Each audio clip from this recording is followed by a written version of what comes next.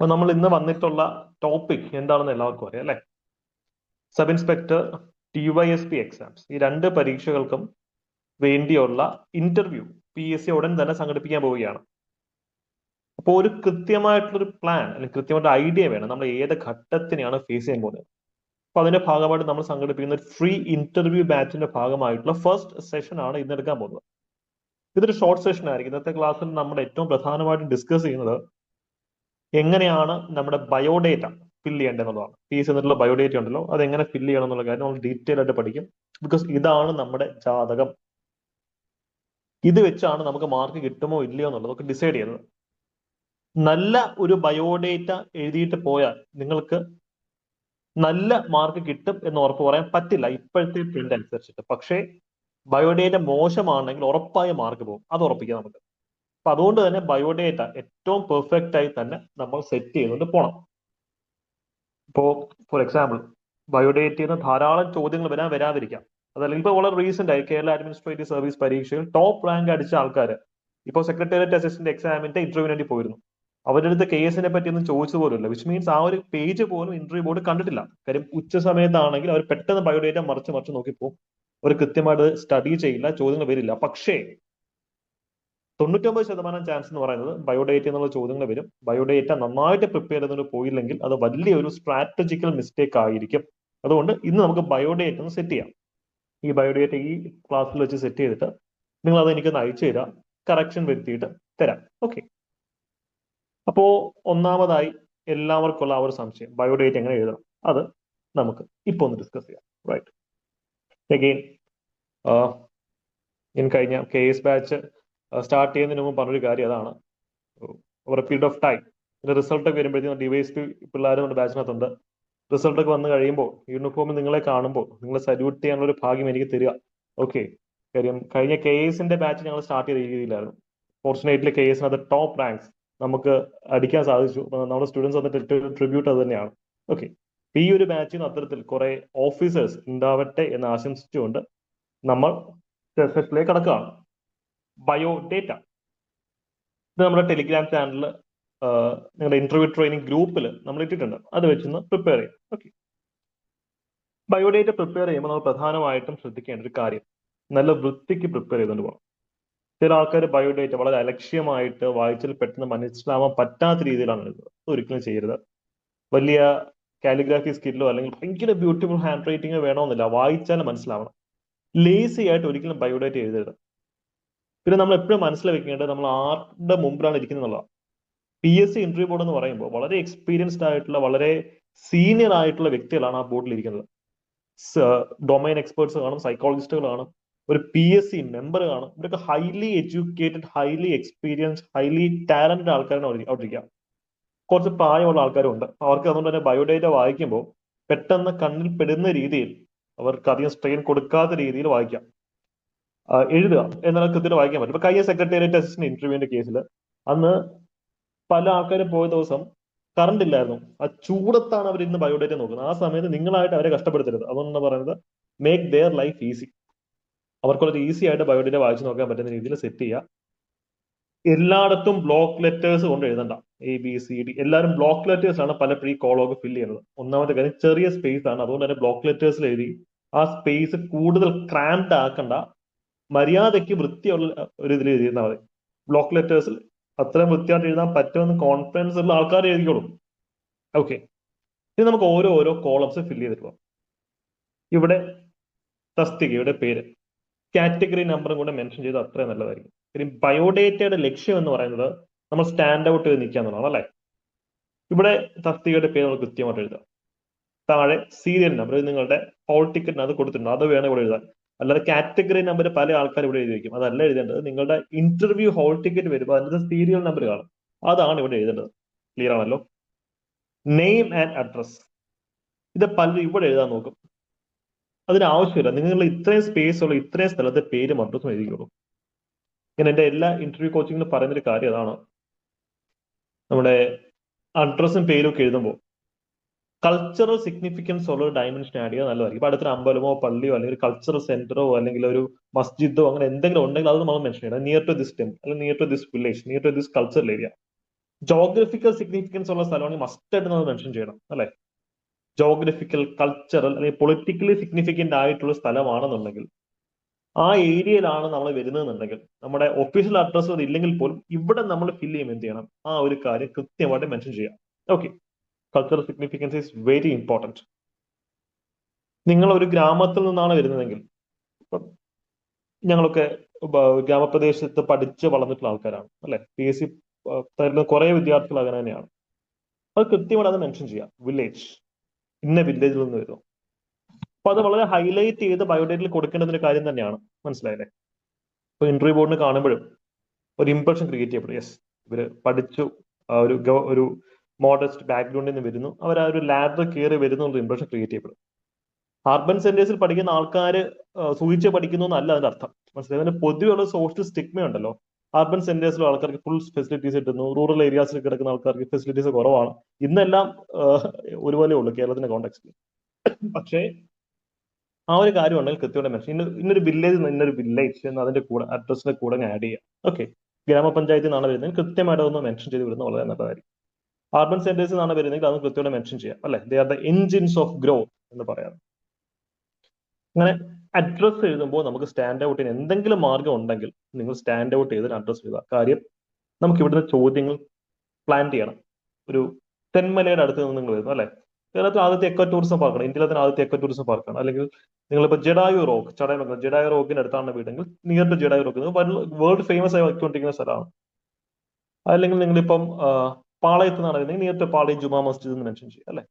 അപ്പോൾ cultural significance ഒരു സാധനം മെൻഷൻ ചെയ്യുന്നത് ചോദ്യങ്ങൾ പ്ലാൻ ചെയ്യുക, ചോദ്യങ്ങൾ ഇന്റർവ്യൂ ബോർഡിനോട് ചോദിപ്പിക്കാം. അവർ ചോദിക്കാതിരിക്കാം, പക്ഷേ നമ്മൾ ചെയ്യാനുള്ള വർക്ക് നമ്മൾ ചെയ്യാം. അതിനുശേഷം എഡ്യൂക്കേഷൻ ക്വാളിഫിക്കേഷൻ എഴുതുമ്പോൾ കൃത്യമായിട്ട് ഇവിടെ പറയുന്നുണ്ട്, സ്റ്റാർട്ടിങ് ഫ്രം മെട്രിക്കുലേഷൻ, 10ാം തരം യോഗ്യത മുതൽ താഴെ എഴുതണം.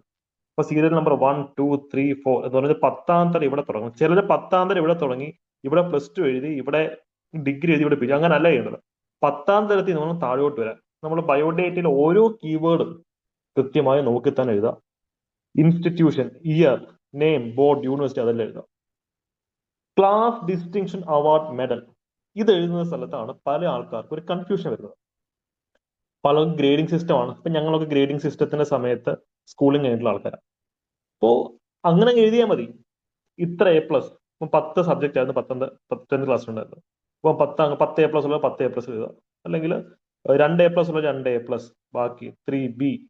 അങ്ങനെ നിങ്ങളുടെ ഗ്രേഡ് എത്തണം അത് ലിസ്റ്റ് ഡൗൺ ചെയ്ത് എഴുതിയാലും മതി. 10ാം തരത്തിൽ CGPA ഒക്കെ ഉള്ള ആൾക്കാരുണ്ടെങ്കിൽ CGPA പെർസെന്റേജിലേക്ക് കൺവേർട്ട് ചെയ്ത് എഴുതാൻ പറ്റില്ല. അപ്പൊ പെർസെന്റേജ് 80%, 70%. എന്തായാലും ഈ കോളം ഫില്ല് ചെയ്ത് ആരും ബയോഡേറ്റ എനിക്ക് അയച്ച് തരരുത്. ബയോഡേറ്റ അയച്ചിരുന്ന എല്ലാ ആൾക്കാരുടെ അടുത്തും ഞാൻ പറയുന്നൊരു കോമൺ കറക്ഷൻ ഇതാണ്. അപ്പൊ അതിനെ റിപ്പീറ്റ് ചെയ്യേണ്ട ആവശ്യം വരുന്നില്ല. നിങ്ങളുടെ ഒരു അക്കാഡമിക് സർട്ടിഫിക്കറ്റിൽ എന്താണോ എഴുതിയിട്ടുള്ളത് അത് എഴുതാവുന്നതാണ്. ഗ്രേഡിംഗ് സിസ്റ്റം ആണെങ്കിൽ അത് എഴുതാം, CGPA ആണെങ്കിൽ അത് പെർസെന്റേജിൽ കൺവേർട്ട് ചെയ്ത് എഴുതാം. ക്ലാസ് ഡിസ്റ്റിങ്ഷൻ മെഡൽ, ഫസ്റ്റ് റാങ്കോ സെക്കൻഡ് റാങ്കോ ഒക്കെ കിട്ടിയിട്ടുണ്ടെങ്കിൽ നമുക്ക് അതും എഴുതാം. ഗോൾഡ് മെഡൽ ഒക്കെ കിട്ടിയിട്ടുണ്ടെങ്കിൽ നിങ്ങൾക്ക് അതും എഴുതാവുന്നതാണ്. ഓക്കെ, ഇവിടെ കൃത്യമായിട്ടും പഠിക്കാം. എനിക്ക് നിങ്ങളടുത്ത് പറയാനുള്ള ഒരു കാര്യം എന്താണെന്ന് വെച്ച് കഴിഞ്ഞാൽ, ഇപ്പൊ പല ആൾക്കാരും പല വ്യക്തികളുടെ പേരിലുള്ള സ്ഥലത്ത് പഠിക്കില്ല. ഇപ്പൊ ഞാൻ പഠിച്ച സെന്റ് ജോൺസ് കോളേജ്, ഞാൻ പഠിച്ച ഒരു ക്രിസ്ത്യൻ മിഷണറീസിന്റെ കോളേജിലാണ്. ഞാൻ ഇന്റർവ്യൂ ബോർഡിൽ അറ്റൻഡ് ചെയ്യുമ്പോൾ ആരാണ് സെന്റ് ജോൺസ് എന്ന് അറിഞ്ഞിരിക്കാനുള്ള ബാധ്യത എനിക്കുണ്ട്. അപ്പൊ അതുപോലെ നിങ്ങൾ ഒരു പർട്ടിക്കുലർ വ്യക്തിയുടെ പേരിലുള്ള കോളേജിനെ പഠിച്ചെങ്കിൽ saint Sebastian college, saint Gregorios college, അല്ലെങ്കിൽ പർട്ടിക്കുലർ പേര് ഉള്ള കോളേജിലാണെങ്കിൽ നിങ്ങൾ ഉറപ്പായിട്ട് ആ വ്യക്തി ആരാന്നുള്ള കാര്യം ഒന്ന് പഠിച്ച് ബാക്ക്ഗ്രൗണ്ട് സ്റ്റഡി നടത്തിയിട്ട് മാത്രമേ ഇന്റർവ്യൂ ബോർഡിൽ പോകാവൂ. ഓക്കെ, പിന്നെ ഈ സെഗ്മെന്റിൽ നിന്ന് അത്തരത്തിലുള്ള ചോദ്യങ്ങളാണ് നമുക്ക് പ്രതീക്ഷിക്കാവുന്നത്. ഇവിടെ ചില ആൾക്കാർക്ക് ഗ്രാജുവേഷനും പോസ്റ്റ് ഗ്രാജുവേഷനും നെറ്റും സെറ്റും എല്ലാം കാണും. അപ്പൊ നിങ്ങൾ എന്ത് ചെയ്യുക, അഡീഷണൽ കോളംസ് ഒന്നുകിൽ DTP എടുക്കുക, അല്ലെങ്കിൽ എഴുതാം. DTP എടുക്കുന്നതിന് ഏറ്റവും നല്ലത് കോളംസ് എഴുതി താഴെ ഫില്ല് ചെയ്ത് പൊക്കോളൂ, ഒരു കുഴപ്പമില്ല. നിങ്ങൾക്ക് കിട്ടുന്ന ഓരോ അഡീഷണൽ എഡ്യൂക്കേഷൻ ക്വാളിഫിക്കേഷൻ നിങ്ങൾ കഷ്ടപ്പെട്ട് പഠിച്ച് ക്രിയേറ്റ് ചെയ്തതാണ്. അതൊരു ബാധ്യതയല്ല, അത് ഇറ്റ്സ് എ ഗുഡ് തിങ്. അതുകൊണ്ട് തന്നെ മാക്സിമം കോളംസ് നിങ്ങൾക്ക് ആഡ് ചെയ്യാം. ആ ഒരു ഫ്ലെക്സിബിലിറ്റി, ആ ഒരു ഫ്രീഡം നിങ്ങൾക്കുണ്ട്. Okay, yes. ഇതാണ് ഫസ്റ്റ് പേജിന്റെ അകത്ത് എനിക്ക് പറയാനുള്ളത്. ഈസിയാണ്. പിന്നെ സെക്കൻഡ് പേജ് എന്ന് പറയുമ്പോൾ നിങ്ങൾ ബേസിക് ആയിട്ടുള്ള കാര്യങ്ങളാണ് അവിടെ ഫില്ല് ചെയ്യേണ്ടത്. ഫോർ എക്സാമ്പിൾ, നിങ്ങൾക്ക് ഇപ്പോൾ നിലവിൽ എംപ്ലോയ്മെന്റ് ഉണ്ടെങ്കിൽ എന്താണ് എംപ്ലോയ്മെന്റ്, അതിന്റെ ഡീറ്റെയിൽസ് മെൻഷൻ ചെയ്യുക. എല്ലാവരും കറന്റ്ലി എംപ്ലോയിഡ് ആണെങ്കിൽ യെസ് അല്ലെങ്കിൽ നോ, എംപ്ലോയ്മെന്റിന്റെ പേര് മെൻഷൻ ചെയ്യും. പക്ഷെ ആസ് എ കാൻഡിഡേറ്റ് നിങ്ങൾ ചെയ്യുന്നത് സ്റ്റാൻഡ് ഔട്ട് ചെയ്യാനാണ്. ആ എംപ്ലോയ്മെന്റിനകത്ത് നിങ്ങളുടെ റോൾസ്, ഫങ്ഷൻസ്, റെസ്പോൺസിബിലിറ്റീസ് എന്താണ് അത് ഒരു ലൈനിൽ എങ്ങനെ ചുരുക്കി എഴുതുക. അതാണ് നമ്മൾ സ്റ്റാൻഡ് ഔട്ട് ചെയ്യുന്നത് അല്ലേ. നിങ്ങൾ ജസ്റ്റ് ഇന്ന ആൾ ഇപ്പം ഞാൻ എൽ.ഡി. ക്ലർക്കായിട്ട് റവന്യൂ ഡിപ്പാർട്ട്മെന്റ് വർക്ക് ചെയ്യുന്നു, അങ്ങനെ അങ്ങനെ എഴുതുന്നതിന്റെ കൂടെ you are in charge for handling files, അല്ലെങ്കിൽ you are in charge for this section, അങ്ങനെ ഒരു പർട്ടിക്കുലർ അല്ലെങ്കിൽ യുണീക്ക് ആയിട്ടുള്ള ഒരു പോയിന്റ് കൂടെ എഴുതുകയാണെങ്കിൽ കുറെ കൂടെ നല്ലതായിരിക്കും. അത് എല്ലാവർക്കും അത് എഴുതാൻ ഉള്ള സ്കോപ്പ് ഉണ്ടാവണമെന്നില്ല. സ്കോപ്പ് ഉള്ള ആൾക്കാർ, പ്രത്യേകിച്ച് ഓൾറെഡി സർവീസിലുള്ള ഒരു വ്യക്തിയാണ് നിങ്ങളെങ്കിൽ, ഇപ്പൊ കോൺസ്റ്റാബിളറിയിൽ സബ് ഇൻസ്പെക്ടർ ഓഫ് പോലീസ് പരീക്ഷ ചെയ്യുന്ന വ്യക്തിയാണെങ്കിൽ നിങ്ങൾക്ക് അത് ആഡ് ചെയ്യാവുന്നതാണ്. ഈ ഒരു എക്സ്ട്രാ ലൈൻ ഇവിടെ ആഡ് ചെയ്യാവുന്നതാണ് അല്ലെ. ഗവൺമെന്റ് സർവീസിലുള്ള വ്യക്തി, പ്രൈവറ്റ് സെക്ടറിൽ ഇരിക്കുന്ന ഒരു വ്യക്തിയാണെങ്കിൽ മസ്റ്റ് ആയിട്ട് അത് ആഡ് ചെയ്യണം കേട്ടോ. പ്രീവിയസ് ജോബ് എക്സ്പീരിയൻസ്, ഇവിടെ please mention nature and function and responsibilities. ഇത് ഇവിടെ എടുത്ത് പറയുന്നില്ല, എന്നാൽ നമ്മൾ ഇതും കൂടെ എഴുതിയാൽ വളരെ നല്ലതായിരിക്കും. അപ്പം ഇതിന് എന്താണെന്ന് കറസ്പോണ്ടിങ് ആയിട്ടുള്ള കാര്യം നിങ്ങൾ ഫില്ല് ചെയ്യാം. ഇതും ഫില്ല് ചെയ്യുക. Are you currently included in any rank list? Rank ലിസ്റ്റും കാര്യങ്ങളൊക്കെ മെൻഷൻ ചെയ്ത് വിടുക. ഇവിടെ എൻ്റെ പേഴ്സണൽ സജഷൻ എന്ന് പറയുന്നത്, നിങ്ങൾക്ക് കിട്ടിയ റാങ്കിന്റെ ഒരു ഓർഡറിൽ മെൻഷൻ ചെയ്യാം. അപ്പൊ നിങ്ങൾക്ക് ഒരു 10 പരീക്ഷ എഴുതിയിട്ടുണ്ടായി, 10 പരീക്ഷയ്ക്ക് അത് ഏറ്റവും മികച്ച റാങ്ക് ആദ്യം എഴുതിയിട്ട് കുറഞ്ഞ റാങ്കിൽ താഴേക്ക് അടുക്കി എഴുതുക. അതാണ് ചെയ്യേണ്ടുന്ന ഒരു കാര്യം. മനസ്സിലായല്ലോ? ഇന്റർവ്യൂവിന്റെ കണ്ണിൽ ആദ്യത്തെ 1-2 കാര്യങ്ങൾ മാത്രമേ പേരുള്ളൂ. അപ്പൊ അതൊന്ന് വൃത്തിയായിട്ട് ചെയ്തിട്ട് പോയാൽ മതി. കുറെ റാങ്ക് ലിസ്റ്റ് ഉണ്ടെങ്കിൽ എഗെയിൻ നിങ്ങൾക്ക് ഡീറ്റെയിൽ സ്പേസ് കൂട്ടാവുന്നതാണ്. ഓക്കെ, അപ്പോൾ അത് നിങ്ങൾക്കൊരു ആഡഡ് അഡ്വാൻറ്റേജ് ആയിരിക്കും. ഈ കക്ഷി ഇത്ര റാങ്ക് ലിസ്റ്റിൽ ഉണ്ടല്ലോ എന്നുള്ളൊരു ചിന്ത ഇവർക്ക് കിട്ടും. ഓക്കെ, അപ്പൊ നമ്മൾ 5 വരെയുള്ള പോയിന്റുകൾ ഡിസ്കസ് ചെയ്തു. ഇത്രയും ഏരിയയിൽ എന്തെങ്കിലും സംശയമുണ്ടോ? ഉണ്ടെങ്കിൽ ഒന്ന് ചോദിക്കുമോ? അല്ല എല്ലാം ക്ലിയർ ആണെങ്കിൽ ഒരു തംസപ്പ് വരുമോ? തംസപ്പോ അല്ലെങ്കിൽ ഒന്ന് റിയാക്ട് ചെയ്യുമോ? നെറ്റ്വർക്ക് കണക്ഷൻ ഓക്കെ ആണോ എന്ന് എനിക്കും ചെക്ക് ചെയ്യേണ്ടിയിരിക്കുന്നു, അതാണ് ചോദിച്ചത്.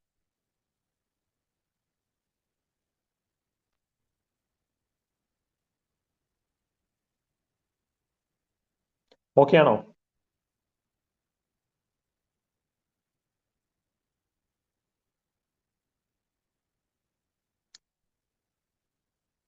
ഓഡിയോ വീഡിയോ ഓക്കെ ആണോ?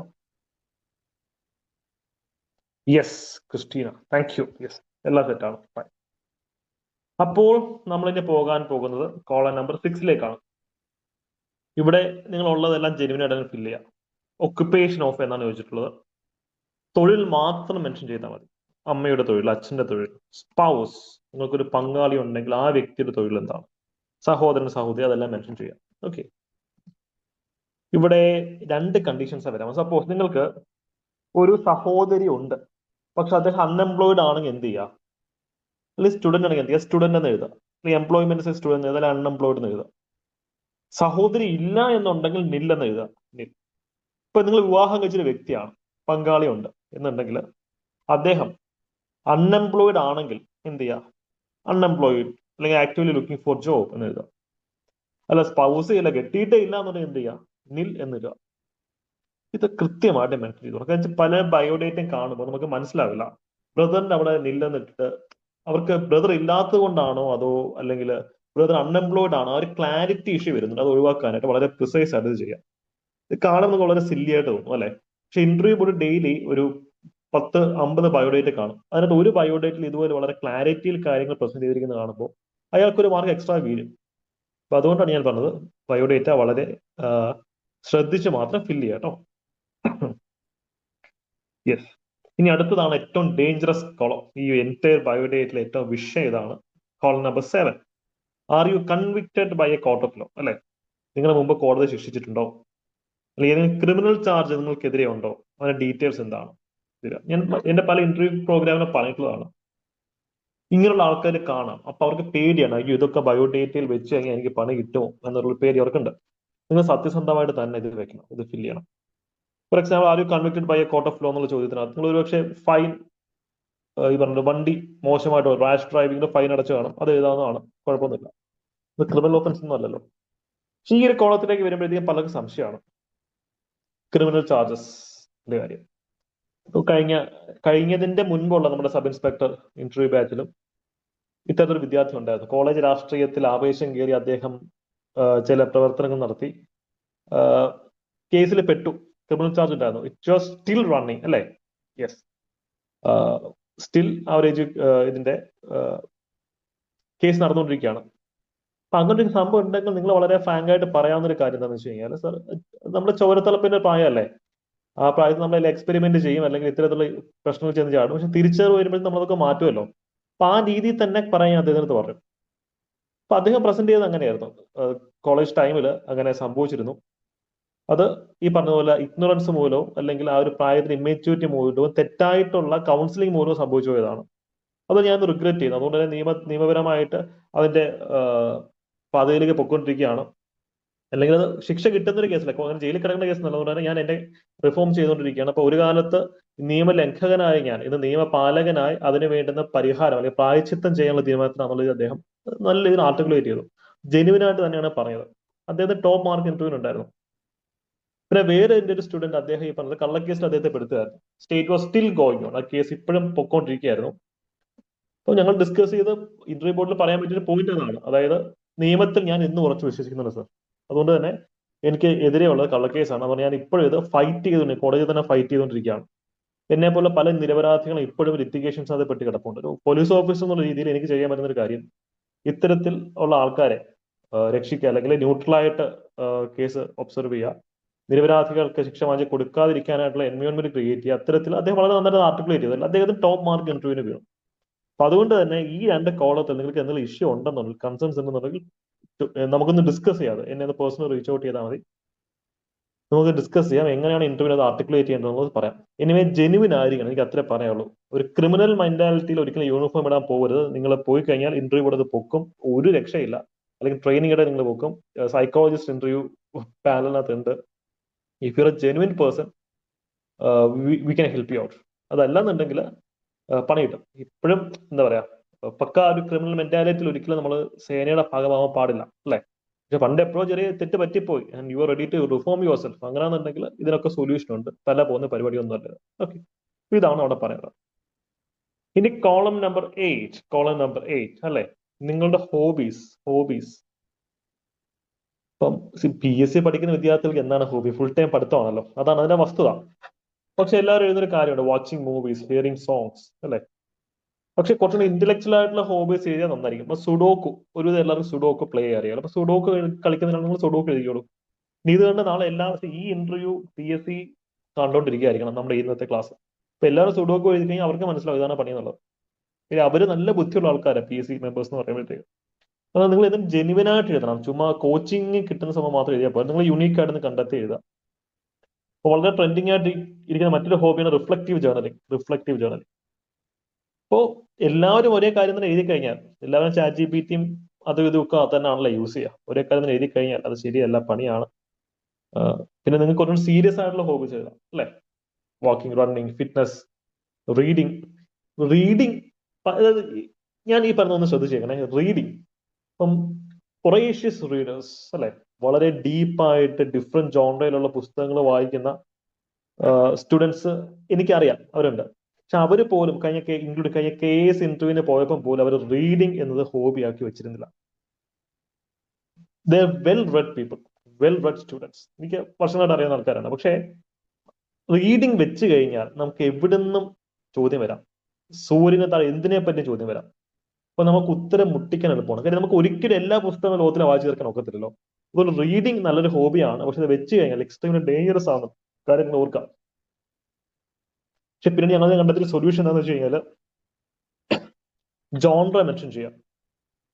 ഇപ്പൊ reading the novels of MT Vasudevan Nair, അല്ലെ, reading the short stories of MT Vasudevan Nair. അത് റീഡിങ് വരുന്നുണ്ടെന്ന് അത് വളരെ നാരോ ഡൗൺ ചെയ്തൊരു പർട്ടിക്കുലർ സെക്ഷനിലേക്ക് നമ്മൾ ചൂണ്ടിക്കാണിക്കുക. അപ്പൊ അവിടെ നിന്നുള്ള ചോദ്യങ്ങൾക്ക് ഉത്തരം പറയാനുള്ള ബാധ്യത മാത്രമേ നമുക്കുള്ളൂ. മനസ്സിലായല്ലോ? വെറുതെ റീഡിംഗ് എന്ന് വെക്കരുത്. റീഡിംഗ് എഴുതുന്നുണ്ടെങ്കിൽ you should be very specific, you should narrow it down.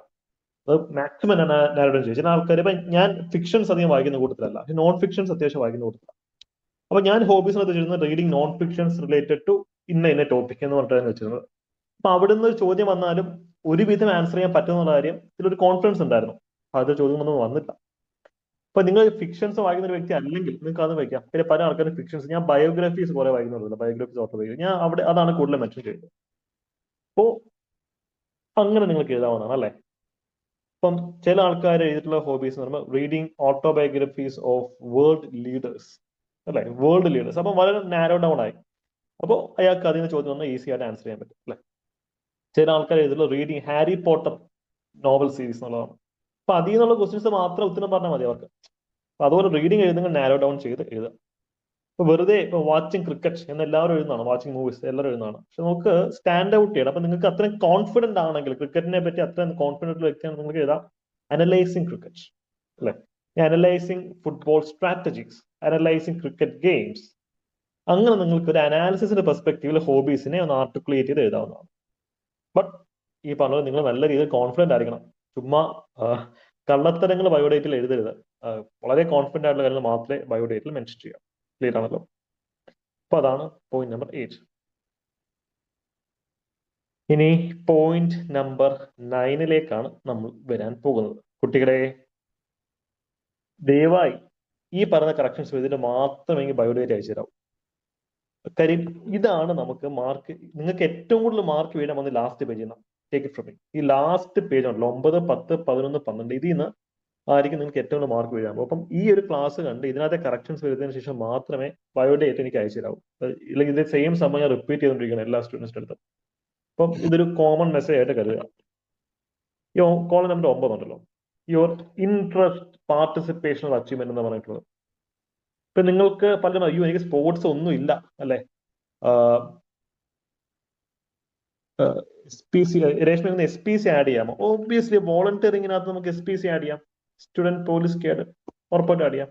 അപ്പൊ അങ്ങനെ ആഡ് ചെയ്യുമ്പോൾ SPCയുടെ മോട്ടോ എന്താണ്, അതിന്റെ സ്ട്രക്ചർ എങ്ങനെയാണ്, അല്ലെ, റിക്രൂട്ട്മെന്റ് എങ്ങനെയാണ്, ട്രെയിനിങ് എങ്ങനെയാണ്, ടെന്യൂർ എങ്ങനെയാണ്, അതെല്ലാം നോക്കിയിട്ട് പോകണം. അത്രേ ഉള്ളൂ. Okay, yes. ഇപ്പൊ സ്പോർട്സ് നിങ്ങൾക്ക് ഇൻട്രസ്റ്റ് ഉണ്ടെങ്കിൽ പോലെ എഴുതാം. നിങ്ങൾക്ക് കബഡി കാണുന്ന ഇൻട്രസ്റ്റ് ആണ്, വാച്ചിങ് കബഡി എഴുതാം, ഒരു കുഴപ്പമില്ല. നിങ്ങൾ വലിയ സ്പോർട്സ്മാൻ ആവണമെന്ന് നിർബന്ധമില്ല. ബട്ട് മൈൻഡ് യു, നിങ്ങൾ ഓരോരുത്തരും ഫിസിക്കൽ ടെസ്റ്റ് പാസ്സായി വന്നിരിക്കുന്ന ആൾക്കാരാണ്. ഡിവൈഎസ്പി നടക്കാൻ പോവാണ്. സ്റ്റിൽ നിങ്ങൾ എന്തായാലും ഫിസിക്കൽ ടെസ്റ്റിന്റെ പരിശീലനം നേടുന്നുണ്ടല്ലോ. നിങ്ങൾ ഷോർട്ട് പുട്ട് എന്തായാലും ഇട്ട് കാണുമല്ലോ, അല്ലെങ്കിൽ 100 മീറ്റർ എന്തായാലും ഓടി കാണുമല്ലോ.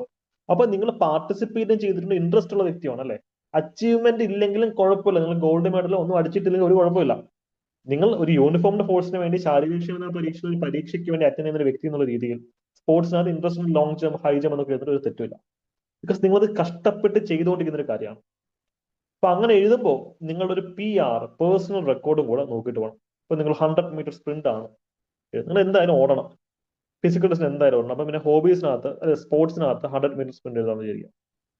നിങ്ങളുടെ പേഴ്സണൽ റെക്കോർഡ് എത്താമെന്ന് അവർ ചോദിച്ചു കഴിഞ്ഞാൽ ഉത്തരം പറയാൻ പറ്റും, അല്ലെ. വേൾഡ് ചാമ്പ്യൻ ഇപ്പൊ ആരാന്ന് ചോദിച്ചാൽ ഉത്തരം എഴുതാൻ പറ്റണം. ഇതേ കാര്യം നമുക്ക് ഇവിടെ എഴുതാം. 100 മീറ്റർ സ്പ്രിന്റ്, അല്ലെങ്കിൽ ഷോർട്ട് സ്പ്രിന്റ്, അല്ലെങ്കിൽ മാരത്തോൺ റണ്ണിങ് എന്നൊക്കെ ഇവിടെ എഴുതാം. അപ്പൊ ഇത് കൃത്യമായിട്ട് മെൻഷൻ ചെയ്യാം. കൾച്ചറൽ ആക്ടിവിറ്റീസ്, സാംസ്കാരിക പ്രവർത്തനങ്ങൾ, അല്ലെ. ഞാനിപ്പോഴും വളരെ രസകരമായിട്ട് ആലോചിക്കുന്ന ഒരു ഇൻസിഡന്റ് ഉണ്ട്. 3 years ബാക്ക് മറ്റൊരു സ്റ്റുഡന്റ് ഇത് ഫില്ല് ചെയ്തിട്ട് തന്നപ്പോൾ അദ്ദേഹം സാംസ്കാരിക പ്രവർത്തനകത്ത് എഴുതിയിരുന്ന ഒരു പോയിന്റ് ഞാൻ പല വീഡിയോയിലും പറഞ്ഞിട്ടുള്ളതാണ്. ഫ്ലഡിന്റെ സമയത്ത് മുങ്ങി താന്നുകൊണ്ടിരുന്ന ഒരു പെൺകുട്ടിയെ രക്ഷപ്പെടുത്തി. അതാണ് അദ്ദേഹം അത് ഇവിടെ എഴുതിയിരുന്നത്, അല്ലെ. അതിന്റെ ഭാഗത്ത് പഞ്ചായത്തിൽ നിന്ന് അവാർഡും ഇതൊക്കെ കിട്ടിയായിരുന്നു. പക്ഷെ അത് ആക്ച്വലി എഴുതുന്നത് ഇവിടെ അല്ലായിരുന്നു, കൾച്ചറൽ ആക്ടിവിറ്റീസിലായിരുന്നു എഴുതുന്നത്. Very great candidate, top mark 13 മാർക്കാണ് ഇന്റർവ്യൂവിന് കിട്ടിയത്. അപ്പൊ അത്തരത്തിലുള്ള വല്ല കാര്യം ഉണ്ടെങ്കിൽ അത് നിങ്ങൾ വോളണ്ടിയറിംഗ് ആക്ടിവിറ്റീസ്, അതോ സോഷ്യൽ ആക്ടിവിറ്റീസിനകത്ത് എഴുതാം, അല്ലെ. ഫ്ലഡ് റിലീഫ് വോളണ്ടിയർ, സോഷ്യൽ ആക്ടിവിറ്റീസിനകത്ത് എഴുതാം. കൾച്ചറൽ ആക്ടിവിറ്റീസിൽ എഴുതുമ്പോൾ സാംസ്കാരികമായിട്ടുള്ള ഒരു ഡയമെൻഷനുള്ള ഒരു കാര്യം എഴുതണം. ഏതെങ്കിലും ഡാൻസ് ഫോംസ് നിങ്ങൾക്ക് അറിയാം, നിങ്ങൾക്ക് അത് അവിടെ എഴുതാം, കുഴപ്പമില്ല. അതല്ല, നമ്മളെല്ലാവരും ജീവിതത്തിൽ സ്കൂൾ കൾച്ചറൽ ഫെസ്റ്റിവലിലോ കോളേജ് കൾച്ചറൽ ഫെസ്റ്റിവലിലോ ഒക്കെ പങ്കെടുത്താണല്ലോ.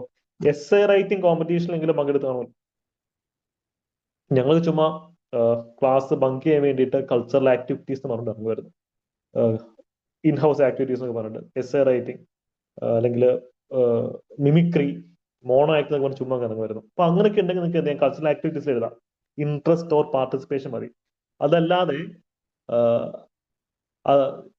ഒന്നുമില്ലെങ്കിൽ നിൽ എന്ന് ഇടാമോ എന്ന് എഴുതുന്നുണ്ട്. ഇത് നില്ലിടാൻ പാടില്ല, അതാണ് ഞാൻ പറഞ്ഞത്. കൾച്ചറൽ ആക്ടിവിറ്റീസിൽ കൂടെ പോവാത്ത ഒരു മനുഷ്യൻ ലോകത്തില്ല. നിങ്ങൾ എന്തായാലും ഇപ്പൊ ഒരു 18 വയസ്സ് കഴിഞ്ഞ ആൾക്കാരായിരിക്കും എല്ലാവരും.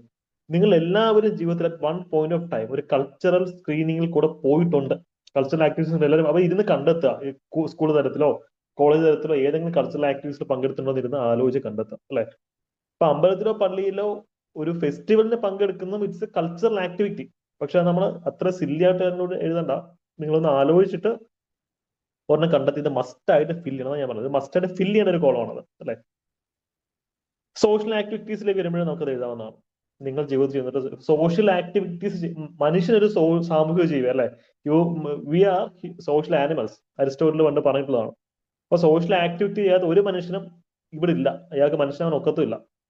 ഈ സോഷ്യൽ ആക്ടിവിറ്റി എന്ന് പറയുമ്പോൾ ആതുര സേവനം നടത്തി എല്ലാവരും അത്രയും ചെയ്തില്ലെങ്കിൽ പോലും നിങ്ങൾ എന്തെങ്കിലും ലൈഫിൽ ചെയ്തിട്ടുണ്ടായിരിക്കുമല്ലോ, ഇൻട്രസ്റ്റ് ഉണ്ടായിരിക്കുമല്ലോ, അത് മെൻഷൻ ചെയ്യണം കൃത്യമായിട്ട്.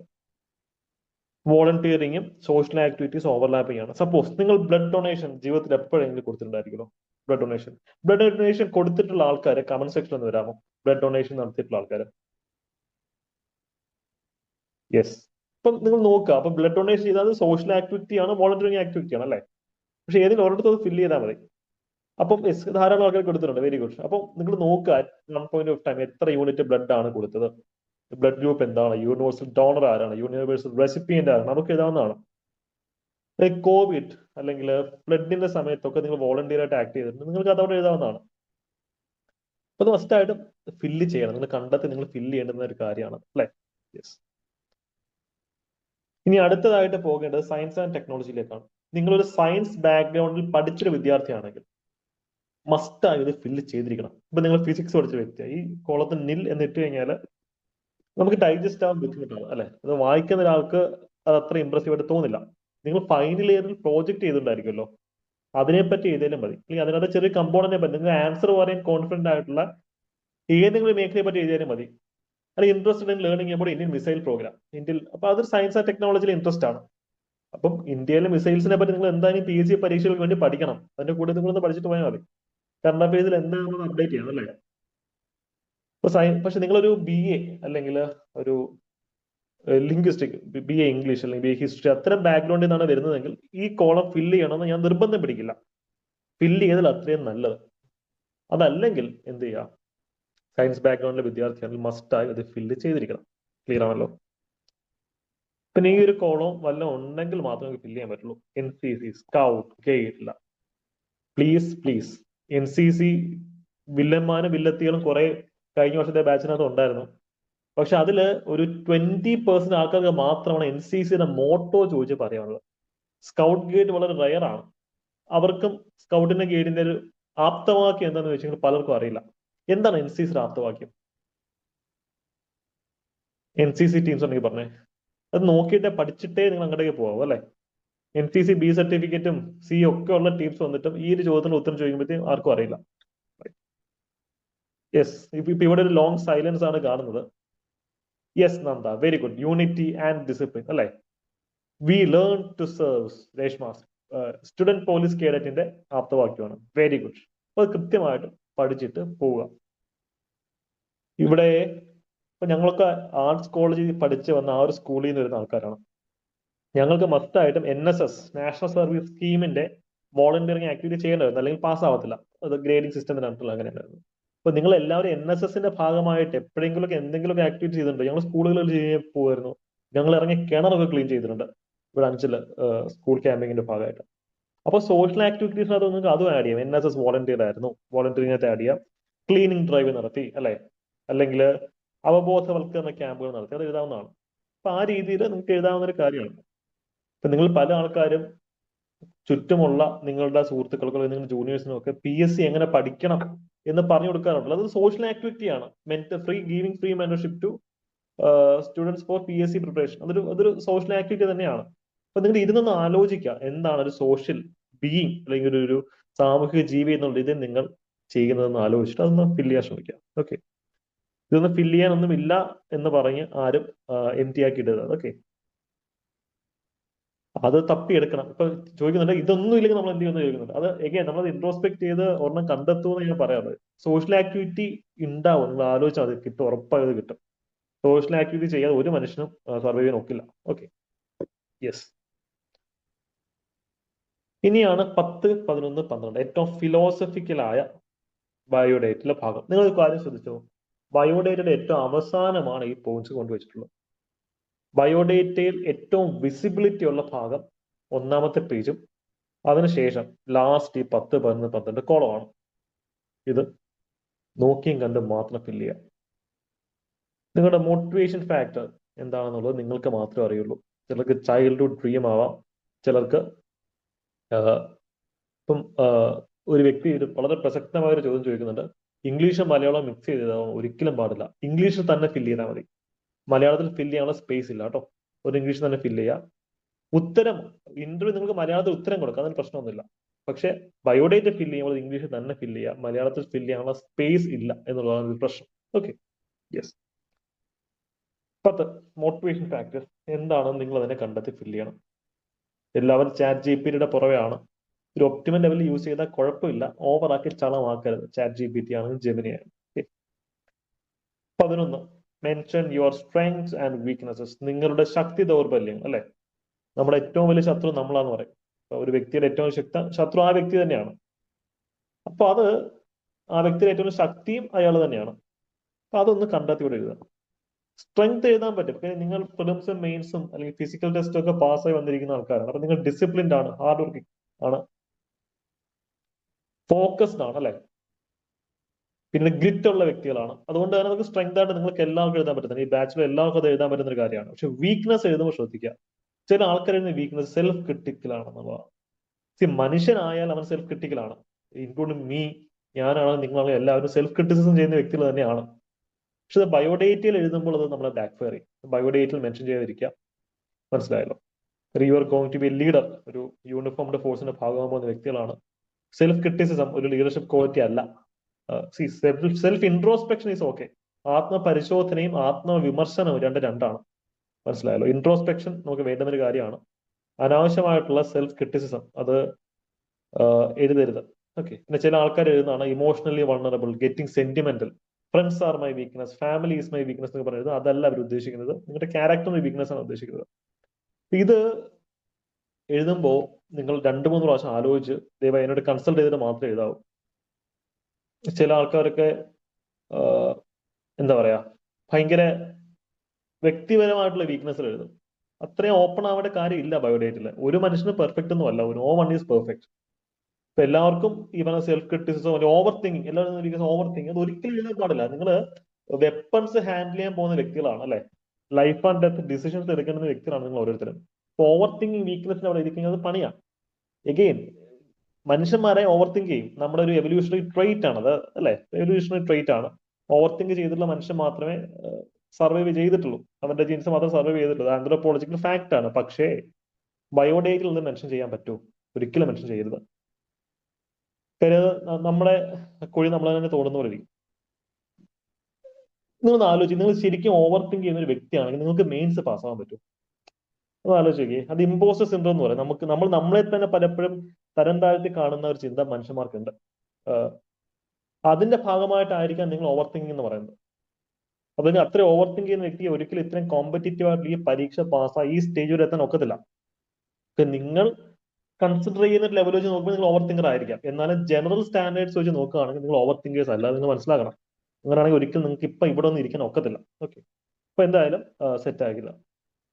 ഇപ്പം പെർമിസിബിൾ വീക്ക്നെസ്സുകൾ എന്തൊക്കെയാണ് ചോദിക്കുന്നുണ്ട്. അത് ഞാൻ എല്ലാവരും എഴുതുന്ന വീക്ക്നെസ്സുകൾ, അതായത് പെർഫെക്ഷനിസം ഒരുവിധം എല്ലാവരുടെയും വീക്ക്നെസ് ആയിട്ട് എഴുതുന്നുണ്ട്. അതെ, അത്യാവശ്യം നന്നായിട്ട് പഠിക്കുന്ന കുട്ടികൾ എല്ലാവരും പെർഫെക്ഷനിസ്റ്റുകൾ തന്നെയാണ്. Detail oriented. ChatGPT തുറന്നാൽ ഡീറ്റെയിൽ ഓറിയന്റഡേ ഉള്ളൂ.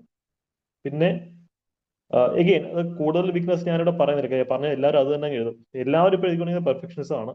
അത് ജെനുവിനുമാണ്, വളരെ ജെനുവിനായിട്ട് തന്നെ എഴുതുന്ന കാര്യമാണ്. അതുകൊണ്ട് നിങ്ങളുടെ ബയോഡേറ്റയുടെ ബേസിസ് നമുക്ക് ഡിസ്കസ് ചെയ്യാം. ഞാനിപ്പോൾ ഔട്ട് ലൗഡ് പറഞ്ഞു കഴിഞ്ഞാൽ എല്ലാവരും അത് തന്നെ എഴുതിക്കൊണ്ട് പോയി കഴിഞ്ഞാൽ അത് ബാക്ക് ഫയർ ചെയ്യുന്ന ഒരു കാര്യമാണ്. പക്ഷേ you know your self better. സ്വയം ഒരു ആത്മപരിശോധന നടത്തുക. ന്യൂട്രൽ ആയിട്ടുള്ള വീക്ക്നെസ്, അതായത് നമ്മുടെ മാർക്കിനെ ബാധിക്കാത്ത രീതിയിലുള്ള വീക്ക്നെസ് ഏതാ എഴുതാൻ പറ്റുന്നത് നോക്കുക. ഞാൻ എഴുതിയിരുന്ന എൻ്റെ ഒരു വീക്ക്നെസ് എന്ന് വെച്ചാൽ compromising health on working hard എന്നുള്ളതായിരുന്നു.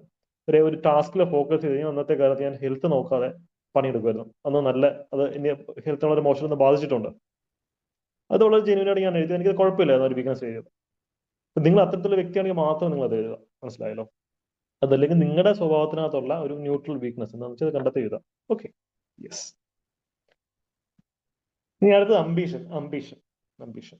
നിങ്ങൾ ബയോഡേറ്റ അയച്ചു തന്നാൽ ഞാനത് കറക്റ്റ് ചെയ്ത് തരാം. ഒരു ഏരിയ അങ്ങനെ ഞാൻ ഈ പറഞ്ഞ വീക്ക്നെസ്സിൽ കംപ്ലീറ്റ്ലി ഒഴിവാക്കാം. ഓൾറൈറ്റ്. കമ്മിങ് ടു അംബീഷൻ, ജീവിതാഭിലാഷം. ഞാനൊരു എസ്സേ അല്ലെങ്കിൽ DYSP എഴുതി അങ്ങ് നിർത്തും. നമ്മളതൊരു സെന്റൻസ് ആയിട്ടാണ് എഴുതാൻ, അല്ലെ? ഒരു ജോലി കിട്ടുക എന്നുള്ളതല്ല നിങ്ങളുടെ ജീവിതാഭിലാഷം. സി, നമ്മുടെ ജീവിതം നന്നാക്കാനുള്ള ഒരു ഉപകരണം മാത്രമാണ് ജോലി. ജനങ്ങളെ സെർവ് ചെയ്യാൻ ഉള്ള ഒരു ഉപകരണം, അല്ലെങ്കിൽ നമ്മുടെ ജീവിതം നന്നാക്കാനുള്ള ഉപകരണം, നമ്മുടെ ചുറ്റുപാട് ഒരു പോസിറ്റീവ് ചേഞ്ച് കൊണ്ടുവരാനുള്ള ഉപകരണം. ഉപകരണമല്ല എന്റെ ലക്ഷ്യം. It's A tool, it's just A tool. അപ്പൊ നിങ്ങൾ അംബീഷൻ എന്ന് വെച്ചെങ്കിൽ it should go beyond your career goals. നിങ്ങൾക്കൊരു ജോലി നേടണം എന്നുള്ളത് ആയിരിക്കും നിങ്ങളുടെ ജീവിതാഭിലാഷം. ഒരു മീനിങ് ഫുൾ ലൈഫ് ലീഡ് ചെയ്യുക, അല്ലെങ്കിൽ ചുറ്റുമുള്ള ആൾക്കാരെ എംപവർ ചെയ്യുക, അതൊക്കെ ഒരു അംബീഷൻ, അതൊക്കെ ജീവിതാഭിലാഷങ്ങൾ തന്നെയാണ്. SI ആവുക, അല്ലെങ്കിൽ DYSP ആവുക, കളക്ടർ ആവുക എന്നുള്ളത് ആയിരിക്കരുത് ജീവിതാഭിലാഷം എന്ന് പറയുന്നത്. അത് നമ്മൾ എന്തിനു വേണ്ടി, അല്ലെങ്കിൽ എന്ത് മാനിഫെസ്റ്റ് ചെയ്യാൻ വേണ്ടിയാണ് ഇത് ഉപയോഗിക്കുന്നത്, ഈ പവർ, ആ എക്സിക്യൂട്ടീവ് പവർ ഉപയോഗിക്കുന്നത്, അത് തന്നെയാണ് ഇവിടെ മെൻഷൻ ചെയ്യേണ്ടത്. ഇവിടെ 10ഉം 12ഉം കണക്റ്റഡ് ആയിരിക്കണം. മോട്ടിവേഷണൽ ഫാക്ടറും നിങ്ങളുടെ അംബീഷനും കണക്റ്റഡ് ആയിരിക്കണം. ഈ അംബീഷൻ ഫുൾഫില്ല് ചെയ്യുന്നതായിരിക്കണം നിങ്ങളുടെ മോട്ടിവേഷൻ. നിങ്ങൾ എന്തിനാണ് പരീക്ഷ വേണ്ടി തയ്യാറെടുക്കുന്നത്? Because you are motivated to fulfil your ambition. നിങ്ങൾ ജീവിതാഭിലാഷം നിറവേറ്റാനുള്ള മോട്ടിവേഷൻ ആണ് നിങ്ങൾ ഇവിടെ ഇരുത്തുന്നത്, അല്ലെ? അപ്പൊ 10ഉം 12ഉം കണക്ട് ചെയ്യുന്ന രീതിയിൽ തന്നെ നിങ്ങൾ ആ ഒരു ഡേറ്റ പ്രസന്റ് ചെയ്യണം. ക്ലിയർ ആണല്ലോ? ഇതാണ് ബയോഡേറ്റ പ്രിപ്പറേഷന്റെ കാര്യത്തിൽ ചുരുക്കി ഒന്ന് പറയാനുള്ളത്. പിന്നെ ഇവിടെ നിങ്ങൾ സിഗ്നേച്ചർ ഒക്കെ ഇടുക, ഡേറ്റും ഒക്കെ എഴുതുക. സ്ഥലം എഴുതേണ്ട കാര്യമില്ല, ഡേറ്റ് മാത്രമേ ഉള്ളൂ പ്ലേസ് ചെയ്തേണ്ട കാര്യമില്ല, പലരും പ്ലേസ് ചെയ്താറുണ്ട്. ആൻഡ് പ്ലീസ് ബയോഡേറ്റ എഴുതുമ്പോൾ ജെന്യൂൻ ആയിട്ട് തന്നെ എഴുതുക. PSC ബോർഡ് എന്ന് വെച്ച് കഴിഞ്ഞാൽ നിങ്ങൾ ഉദ്ദേശിക്കുന്നവരല്ല. അവരുടെ കമ്പൈൻഡ് എക്സ്പീരിയൻസ് എന്ന് വെച്ച് കഴിഞ്ഞാൽ 10 200 വർഷങ്ങളായിരിക്കും.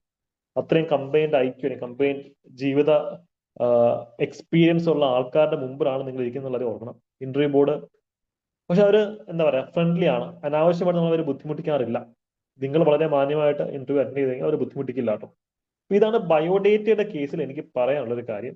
ഇനി സെഷൻസ് ഉണ്ടാവും ഇന്റർവ്യൂവിന്റെ കാര്യത്തിൽ. ഇനി sessions, how to communicate, how to articulate your answer, അതൊക്കെ നമുക്ക് അടുത്ത സെഷൻസിൽ ഡിസ്കസ് ചെയ്യാം. ഇംഗ്ലീഷിൽ തന്നെ ഉത്തരം പറയണമെന്ന് ഒരു നിർബന്ധമില്ല. നമ്മുടെ ഭരണഭാഷ മലയാളമായിട്ട് ഇപ്പം പ്രഖ്യാപിച്ചു കഴിയുമ്പോൾ ഭരണഭാഷ മലയാളമാണ്. അതുകൊണ്ട് പച്ച മലയാളത്തിൽ ആണ് ഉത്തരം പറയാൻ നിങ്ങൾക്ക് കംഫർട്ട് എങ്കിൽ മലയാളത്തിൽ തന്നെ ഉത്തരം പറഞ്ഞാൽ മതി. 1 മാർക്ക് പോലും നിങ്ങളുടെ നഷ്ടാവില്ല. പക്ഷെ ഇംഗ്ലീഷ് ഓക്കെ ആണെങ്കിൽ ചോദിക്കുന്ന ചോദ്യത്തിന് ഇംഗ്ലീഷിൽ ഉത്തരം പറയാം. അതിന്റെ ഒരു അലിഖിത നിയമം എന്ന് പറയുന്നത്, മലയാളത്തിലാണ് ചോദ്യം വരുന്നതെങ്കിൽ നിങ്ങൾ മലയാളത്തിൽ തന്നെ ഉത്തരം കൊടുക്കുക. ഇംഗ്ലീഷിലാണ് ചോദ്യം വരുന്നതെങ്കിൽ നിങ്ങൾക്ക് ഓപ്ഷൻ ഉണ്ട്, ഒന്നുകിൽ ഇംഗ്ലീഷിൽ ഉത്തരം കൊടുക്കാം, അല്ലെങ്കിൽ മലയാളത്തിൽ ഉത്തരം കൊടുക്കാം. അതാണ് അതിന്റെ ഒരു അലിഖിത നിയമം. എഗെയിൻ ഇതെല്ലാവരും ഇൻഫോർമൽ കാര്യങ്ങളാണ്. എവിടെ ഈ റൂൾസ് ഒന്നും എഴുതി വെച്ചിട്ടില്ല. നമ്മുടെ ലോജിക്കലായിട്ട് ചിന്തിച്ച് ഇതുവരെയുള്ള ഇന്റർവ്യൂസ് ഒക്കെ അനലൈസ് ചെയ്യുമ്പോൾ മനസ്സിലാക്കാൻ പറ്റിയിട്ടുള്ള കാര്യങ്ങൾ മാത്രമാണിത്. Okay, right. Any other doubts?